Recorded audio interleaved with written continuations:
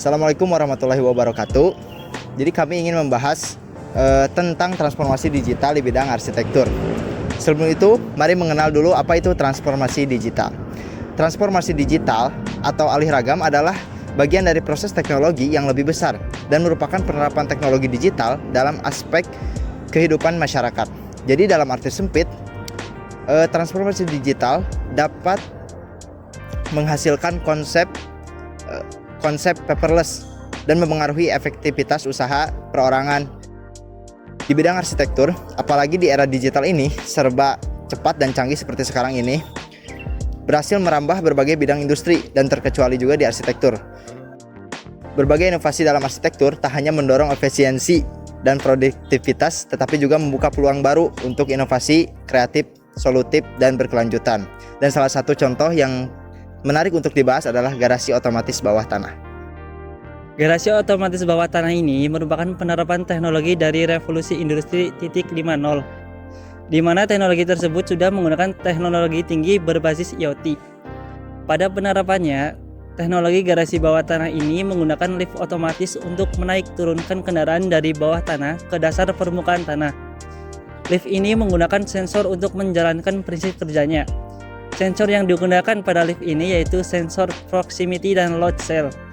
Sedangkan aktuator yang digunakan yaitu motor DC, dan algoritma yang digunakan pada sistem alat ini yaitu Arduino Uno dengan metode PID untuk mengatur pergerakan lift.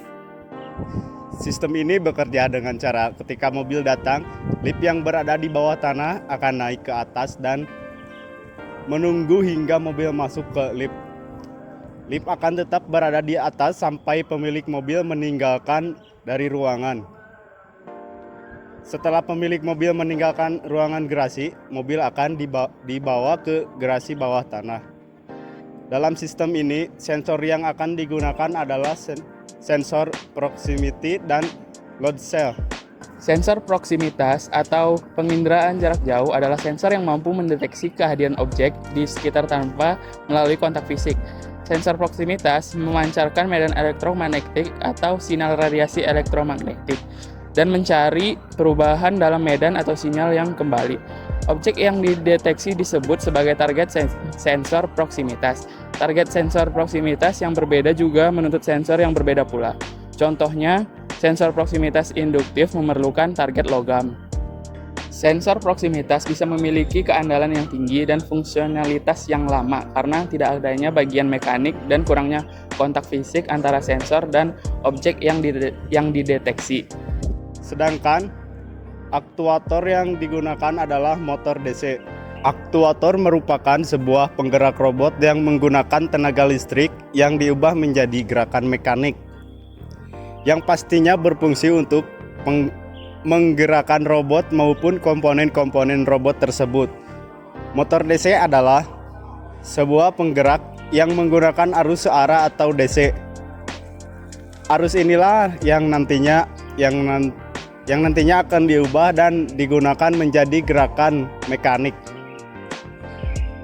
Arusnya juga akan dimanfaatkan oleh kumparan tembaga yang ada di dalamnya. Bagian dari motor DC ini sendiri adalah stator dan rotor. Stator adalah bagian dari kumparan yang ada di dalam motor DC. Sedangkan bagian dalam motor yang berputar disebut rotor. Perbandingan teknologi garasi bawah tanah dulu dan sekarang. Teknologi sudah mengalami kemajuan dari waktu ke waktu, termasuk teknologi garasi bawah tanah. Dahulu, teknologi garasi bawah tanah mungkin hanya mengandalkan sistem pembukaan manual dan remote sederhana. Namun sekarang sudah menggunakan teknologi tinggi berbasis IoT atau Internet of Things yang memperkenalkan sistem otomatis tinggi seperti lift otomatis yang dilengkapi dengan sensor proximity, load cell, aktuator motor DC, dan algoritma Arduino Uno dengan metode PID.